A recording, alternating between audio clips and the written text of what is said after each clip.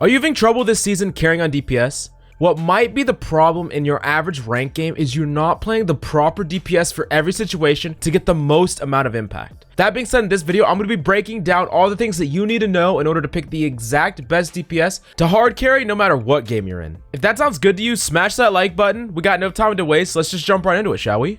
So the first thing that you need to know is there's certain DPS that are better at doing certain things. This is pretty obvious, but you need to understand just what you want to do in each and every game so that you can pick the best DPS for every situation. The first situation we're going to talk about is when you need to protect. Whether it's protecting your supports for a diving Doomfist or your Reinhardt from an aggressive Mei, picking a character that can punish is the best thing you could be doing. Something like McCree can easily punish these characters due to his flashbang and his burst fire. That means that you could go, swap to McCree, and all of a sudden you're protecting your teammates. If that's something that you need, that's something that you should always be doing. Understand that you need to protect, and then picking a character that is extremely good at protecting can allow you to play the best DPS for that situation. Now let me give you another example. Maybe the enemy's front line is simply dominating your tanks. Maybe your Rein and your Zarya is just getting abused over and over again on the front line by the enemy. Their shields are getting broken extremely fast. They're not able to push up. Your Rein's getting shattered because he has no shield. What you want to do is play a tank that can help your tanks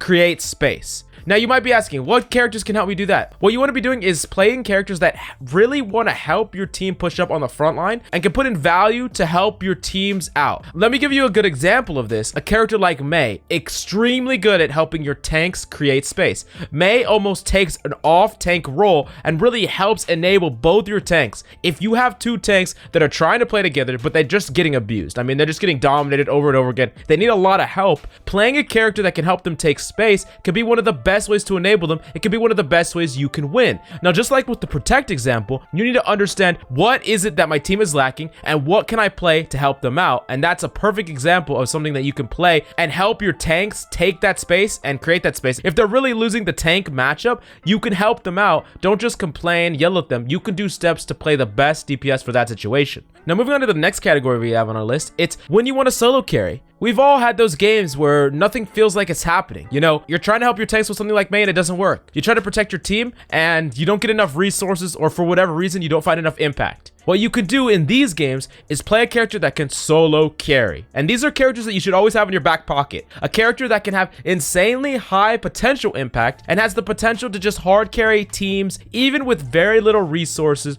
just simply popping off. The best two examples I have of characters that can potentially solo carry, Tracer and Widowmaker. Now, the reason that Tracer is on this list is because Tracer doesn't need that much resources. She doesn't need that much heals. She can sustain completely on health packs. She can get insane value dueling enemies. And if you can stick some pulse bombs, you can really just hard carry the team. I mean, you can get one kill, pulse bomb someone else, and if you get multiple kills every fight, or even a kill a fight and stay alive, put in pressure, that's going to be enough to usually carry your team. If you abuse the enemy supports, they're going to be yelling, hey, I need protection, I need protection. Then the enemy's going to play protect heroes. If you're still a threat that's hard to deal with, that is a way that you solo carry your team. I mean, this is what you need to be able to whip out in some games. And then the other character is something like Widowmaker. It's like, Widowmaker can just click heads. I mean, if you just get in the proper position, you just click a couple of heads, you could solo carry your team. Sometimes you got to whip it out. Sometimes you just got to do what you can to just pop off and carry. If you're not going to be able to win with something traditional, if you're not going to be able to win with protecting or helping to take space, sometimes you just swap to your solo carry pick and just carry your team. Do the best you can.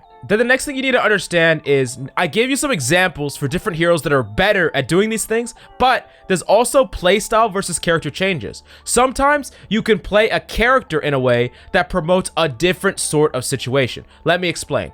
Let's go back to comparing the taking space to the protect example. Sure, McCree is really good at protecting, but McCree can also help your team take space. I mean, he can do things like flash above the Rein shield, spam the enemy Rein shield. You can adapt your playstyle to fill the situation. You don't always have to swap. Sometimes swapping is better because you can find a character that is absolutely the best, but that doesn't mean you can't swap up the character playstyle. Let's say something like swapping to a solo carry McCree playstyle. Maybe you're just going to go on flanks. You're going to try to get some picks. You can duel enemies. You can do all these things. That's a solo carry McCree. Now, it might not be what you need, but you can adapt your playstyle. You don't always have to adapt your character. That's something that's important. There will be some characters that are really bad at doing a given job, and that's when you really need to swap. Let me say something like protecting. It's pretty hard to protect your allies with something like a Pharah. You know, you don't have any stun. You usually have to play far away from them. It's hard to instantly punish a diver or something like that. So you need to understand when a character isn't going to do that job that you need, and then you could swap it up. But there's other examples where you could just swap up your playstyle, and that's something that you need to start doing in your games. Micro-adjusting the playstyle is something that all Grandmaster players know how to do to an insane effectiveness, and that's something that you should start trying to do in your games. Now, if you want to see examples of any of these things in VOD review format, definitely go check out GameLeap.com. We got in-depth Grandmaster guides, so do yourself a favor and go check it out. You won't regret it. Now, we're going to talk about when you're swapping to characters, things that you should really keep in mind. The thing that's most important that you need to keep in mind when you're going to swap to a character is what is the enemy playing and how many of those characters actually counter what you're swapping to. Sure, you could say, I want to swap off to my solo carry character. I'm going to swap off to something like Tracer, but the enemy has things like McCree, Hanzo, Brig. There's just a lot of different things to play around, and you think, can I swap to a character that can solo carry but is being countered by less things? That's something that you really need to keep in mind, because what you don't want to do is swap to the best DPS for a hypothetical situation. You're like, I know I need a solo carry, let's swap to something like Tracer, but you're being countered by so many of the enemy team's characters that it's not even going to work out for you. Maybe it's better to swap to something like Widowmaker and outrange the enemy,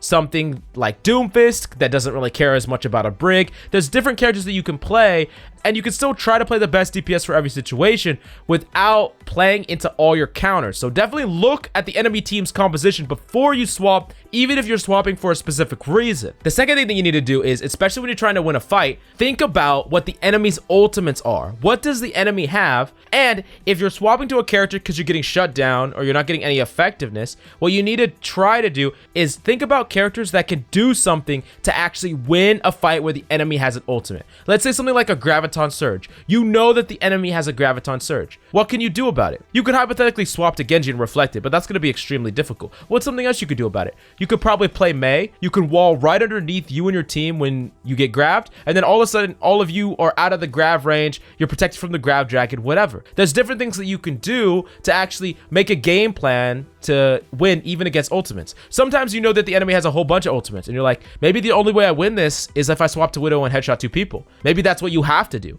Understanding what you have to do to make steps to win and finding a character that is the best at doing that is a way that you can really turn a lot of fights that you had no business winning. I mean, you swap to something out of nowhere, the enemy's not expecting it, and maybe it's something that's really strong against what the enemy has. Even if the enemy has ultimates, they're not prepared for you, and because of that character's abilities, you manage to turn the team fight, and that's really powerful. And it could even be about the ultimates that you have. Let's say that you have a Graviton Surge, but the enemy Zen you know for a fact has Trance. Coming out and swapping to something like Tracer and just hard tunnel visioning the Zen to either kill him or bait out Trance can be a way that you ensure that your Zarya gets value with her grab. These are all things that you need to think about, and this could be the best way to pick the best DPS for each and every situation, because it's not just about what your team needs always, it's sometimes about what you could abuse about the enemy's team and what you could abuse about the ultimates that your team has. Now we need to talk about character map strengths, because this is something that you should really take into all your games. Is some characters are way better at some maps and in some portions of the maps. Let me give you this example. One of my best characters this season is actually McCree. I mean, McCree is meta right now. He's extremely good, but there's a whole bunch of maps I actually play Hanzo. Anything with long sightlines and high ground I can abuse.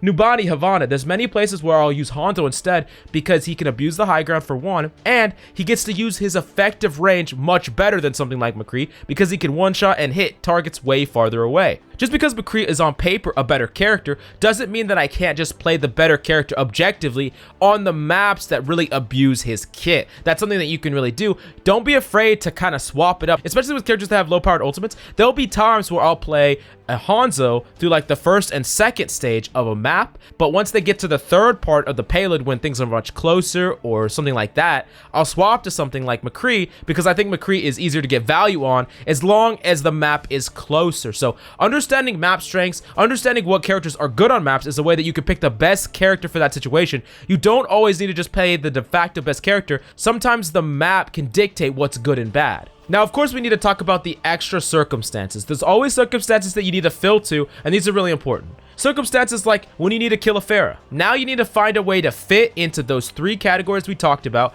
when to help your team, when to peel, or when to solo carry, but you need to also play a character that can kill a Pharah. If your other DPS isn't doing it, you still need to do something about this Pharah, especially if you have no one on your team that can put any pressure on her.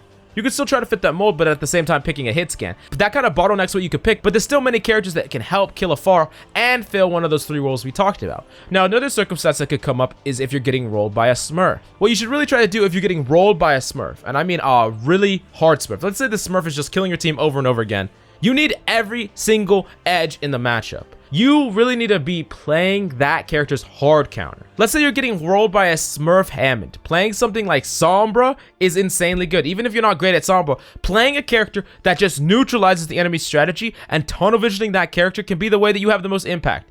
Sure, you turn the game into a 5v5. You take the Smurf out of the equation. You take yourself out of the equation because you're just tunnel visioning him. That gives your team more chance of winning than just allowing that Smurf run rampant. It could be for a Doom. It could be for a Pharah. It could be for whatever. Play that character's hard counter, because shutting that character down is worth more than shutting down just about any other character. And that's an extra circumstance that I need to talk about. Playing the Smurf's hard counter is a way that you can actually win those games. Now, the last topic that I have to talk about is retaking points. This is specifically on like something like 2 CP defense. So there is 2 different things that you need to think about every time you're trying to retake a point. So firstly, there's stalling and there's retaking, okay? Sometimes you just want to stall a 2C point. You want to stall for time. You want to make sure that the enemy doesn't cap while your team is respawning using your spawn advantage. Or you're just trying to stall it all the way to 0 so that the enemy gets no time. Some characters are extremely good at stalling. Something like Hammond is really good at stalling. Something like Tracer is really good at stalling. Even Mei is good at stalling. These characters can drag out the time, allow your team to respawn, or stall out that clock all the way to 0. The thing about these characters, though, is they don't really give you the best opportunity to actually turn the fight. If a Tracer uses all of her blinks to just touch the point, she's most likely not going to be able to get any kills to turn the team fight. If your goal is to actually win, if you think winning is actually feasible, then she's not the best character for you. Something like Mei is also just a staller. She's going to have a hard time securing kills as well because she needs to freeze a target and then kill them, and most of the time, there's going to be a lot of people on the point. Even something like Wrecking Ball is not going to have a good time. Now, sometimes you have to be the staller, but let's say you're coming out as a DPS and you know that one of your tanks is already Wrecking Ball. You know that you're going to have a little bit of time before the enemy is off the point. You might see an opportunity to actually win the team fight, retake the team fight, especially if you get a couple picks because of 2 CP. If you get a couple picks, the enemy's focus fire is much less. You have a chance to stall back on point. So you can play a character that has pick potential. These are the characters that you want to play if you're trying to retake. Things like Doomfist. He can punch out, get a kill instantly. Things like Widowmaker even. You could take an off angle out of spawn. Players aren't paying attention to you. If you get 1 or 2 headshots, the game is all of a sudden winnable. The fight is all of a sudden winnable. So playing characters that have insanely high burst damage are better than playing characters that stall. Understanding when it's your role to actually try to retake a point, or if it's your role just to stall the point, is something that you need to learn as a player, and it's going to win you a lot more games in the long run. Speaking of winning more games, if you want to up your win percentage by anywhere from 10 to 20%, you definitely need to go check out GameLeap.com. GameLeap.com has in-depth advanced tips and VOD reviews that put you in the mindset of a Grandmaster player. Do yourself a favor and go check us out. You won't regret it. Anyways, if you have any questions about all this stuff, definitely leave it in the comments down below. I would love to answer any questions you have about what's the best DPS to play for each and every situation. Keep in mind that a lot of this also dictates on just how flexible you are as a player, and don't try to play characters that are completely outside of your skill set. The further you widen your hero pool, the easier it is to actually flex for every situation, but the worse you're going to individually be at each and every hero. So keep that in mind. Any video VOD reviews that you want to see, definitely let me know in the comments down below and I'll get right on it. Anyways, that's all I have for you today. I'm Coach Mills, and until next time.